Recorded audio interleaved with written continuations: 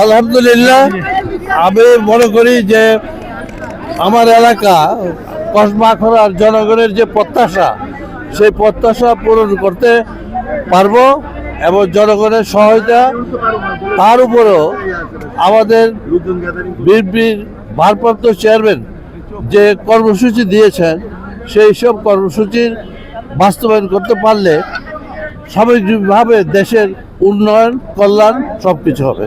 এটা দল ঠিক করবে, কিন্তু যতটুকু আমি জানি যে যাকে করা হয়েছে সে হলো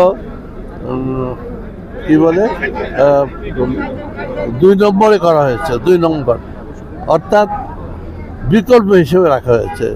আল্লাহ না করুক কিছু আমার হয়ে যেত, তাহলে তুলে আসতেন। তাই আমি যা বাকিটা দল দেখেন কি করে, কারণ আমার মনে হয় তো চূড়ান্ত। আপনাদের ধারণা কি? ইনশাল্লাহ যা এত সাড়া পেয়েছি যে আমি আর কি বলবো, জনগণের কাছে, এলাকাবাসীর কাছে আমি অনেক কৃতজ্ঞ।